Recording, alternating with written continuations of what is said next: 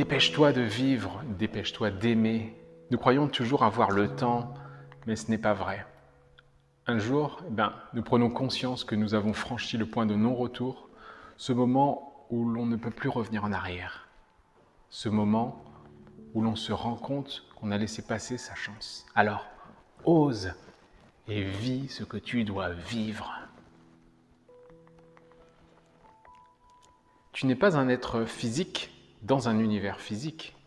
Tu es un être vibratoire dans un univers vibratoire. Tu es donc à la fois un émetteur et un récepteur d'énergie. Finalement, l'un des plus grands défis en tant qu'être humain est d'apprendre à vivre et te comporter comme un être vibratoire dans un univers vibratoire. Du coup, si tu raisonnes, donc raisonner comme réfléchir ou intellectualiser, tu ne raisonnes pas, tu ne vibres pas.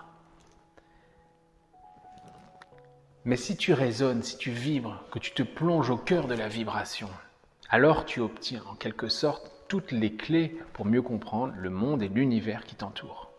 Ce que tu dois apprendre aujourd'hui, c'est de t'imaginer, ton corps et ton esprit, comme une corde vibrante. Tu l'es de toute façon. Mais comme ce n'est pas forcément simple à intégrer cette dimension, essaye déjà de l'imaginer, de te le représenter mentalement. Tu vas constater petit à petit que la vibration que tu es, par le principe de résonance des cordes, va attirer des motifs compatibles, c'est-à-dire des êtres, des événements et toutes sortes de choses compatibles. Tu n'attires pas dans ta vie ce que tu veux, tu n'attires pas ce que tu penses, tu n'attires pas non plus ce que tu ressens.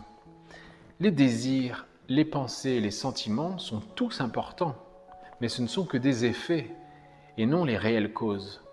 Dans un univers qui est régi par les vibrations, en fait, ce que tu attires, c'est ce que tu signales, c'est-à-dire ce que tu transmets. Pense à toi, par exemple, comme un transmetteur de vibrations. Tu envoies constamment donc des signaux qui indiquent à l'univers qui tu es en ce moment. Ces signaux attireront du coup ou repousseront des êtres, des événements ou des expériences vibratoires. Tu attires naturellement ce qui est en harmonie avec ton état d'être et tu repousses ce qui n'est pas synchronisé avec ton état. Si ton énergie déborde de bienveillance et d'abondance, ta réalité physique reflètera bienveillance et abondance pour ton être physique. Si ton énergie déborde par contre de colère, de frustration, ta réalité physique reflètera de la colère et de la frustration. Étant donné que les signaux que tu envoies à un moment donné ont tendance à être assez complexes, c'est l'équivalent entre autres des fonctions harmoniques en acoustique, ton expérience de la réalité physique sera tout aussi complexe. Alors, une fois que tu peux accepter que ta personnalité vibratoire attire des motifs compatibles, il devient clair que si tu veux faire l'expérience de quelque chose de différent dans ta vie, tu dois changer les signaux que tu émets. Écoute le bourdonnement vibratoire de ton corps et de ton être. Calme ton esprit, syntonise ton être intérieur et écoute cette station de radio en fait qui est toi-même. Quel type de signaux diffuses-tu en ce moment? Pose-toi ce genre de questions. Donc je sais que si tu ne connais pas le verbe syntoniser, syntoniser ça veut dire c'est être en fait en totale harmonie avec ses émotions. Quand les choses en fait ont la même fréquence entre elles, on appelle ça syntoniser. Et donc lorsque tu syntonises un instant, tu peux sentir certains des signaux qui émanent de toi. Tu peux sentir que tu rayonnes de bonheur et de joie. Tu sens que tu envoies des signaux pour attirer de nouvelles relations positives et affectueuses dans ta vie. Tu peux sentir que tu rayonnes d'abondance et que ton énergie augmente. Tu peux sentir que ton énergie est très mentale pour le moment parce que tu regardes cette vidéo par exemple et que tu écoutes ma voix. Ce sont toutes ces pensées. Le vrai signal par contre que tu émets n'est pas une pensée, c'est une fréquence.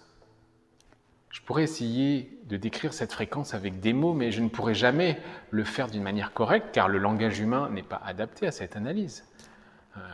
certaines choses doivent se ressentir tout simplement, comme la musique, comme les sons, comme les vibrations. De toute façon, si tu essaies de décrire ton signal actuel, eh bien, tu pourrais utiliser par exemple les adjectifs suivants.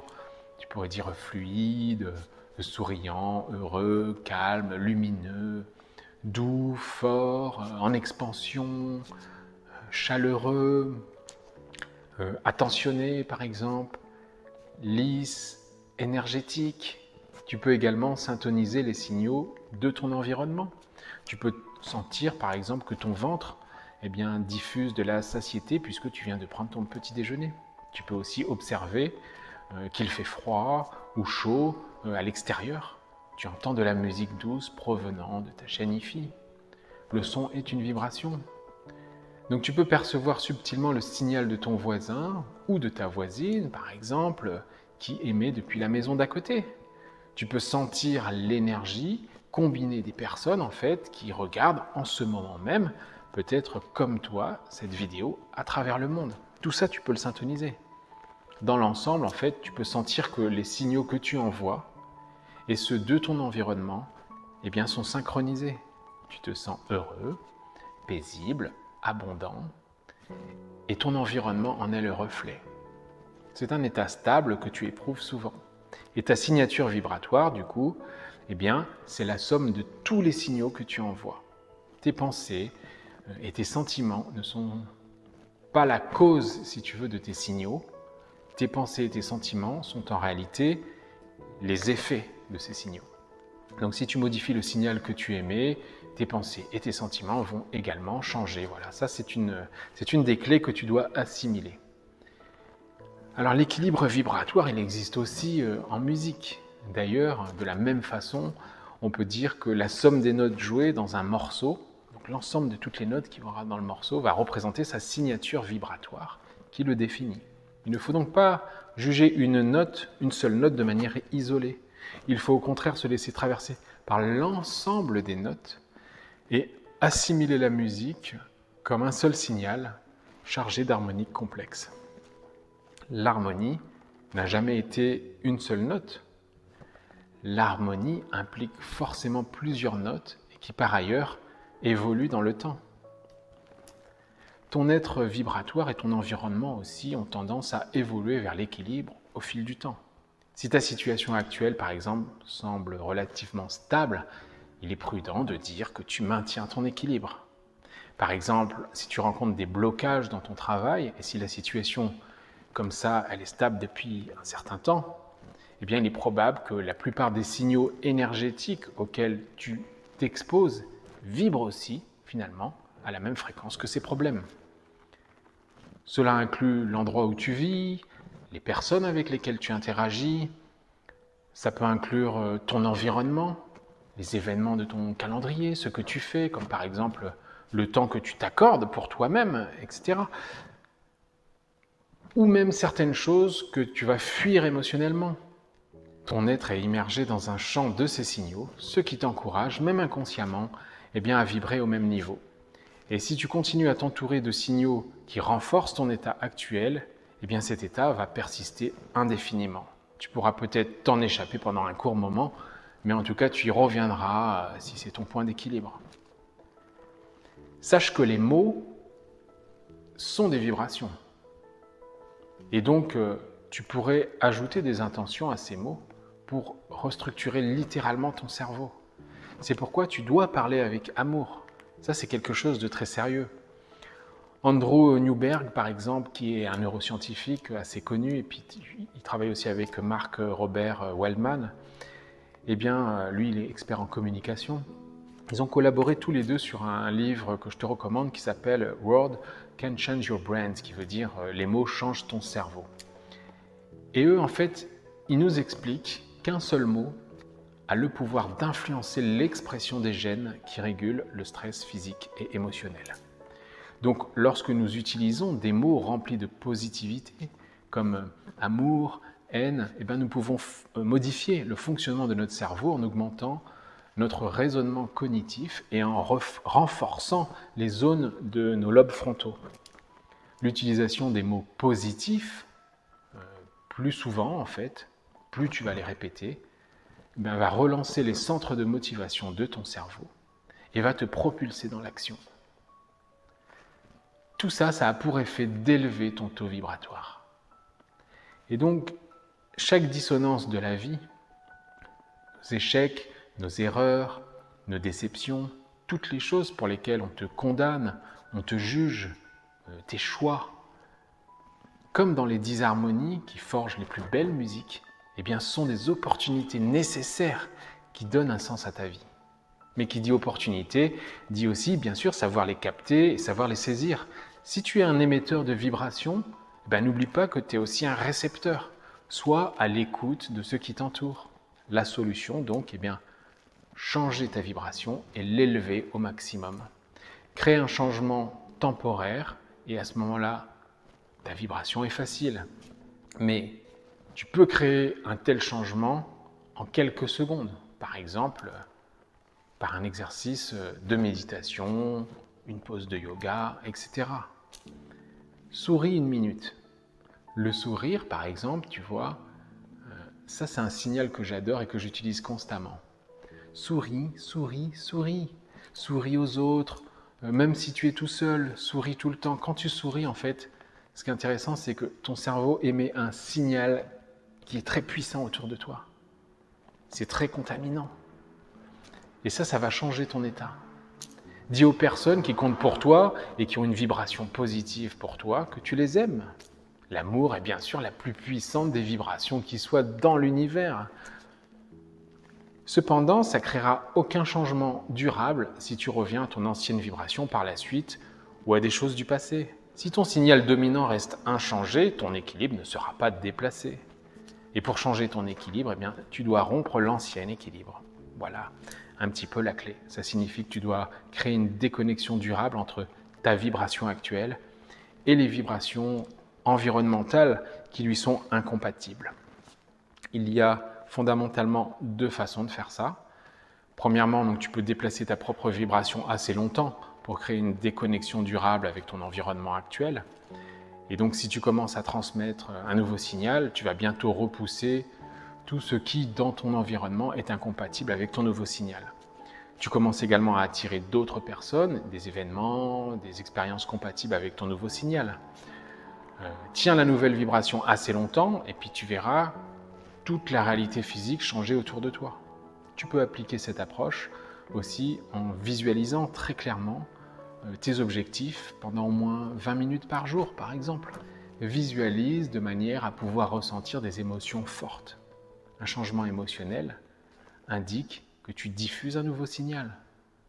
Plus tu peux tenir cette nouvelle vibration longtemps, et plus ta réalité évoluera rapidement. Ensuite, la deuxième méthode, ça consiste tout simplement à remplacer intentionnellement bon nombre de tes signaux environnementaux par de nouveaux. Ensuite, tu dois te tenir dans ce nouvel environnement.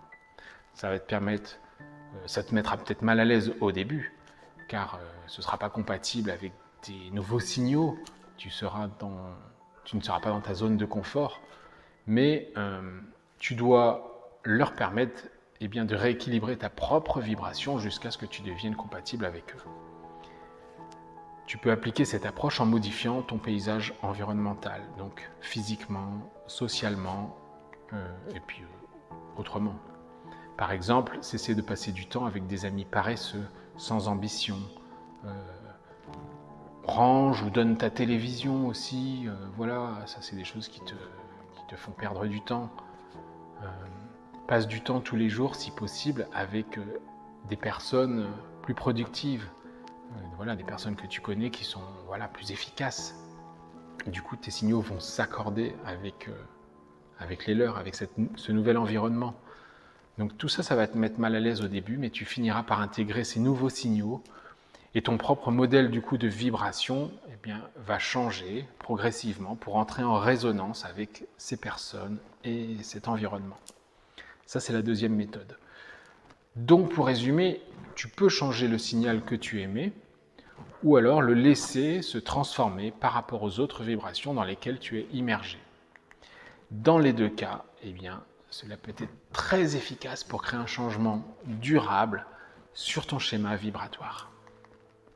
pour terminer ce module, crée ce que tu désires.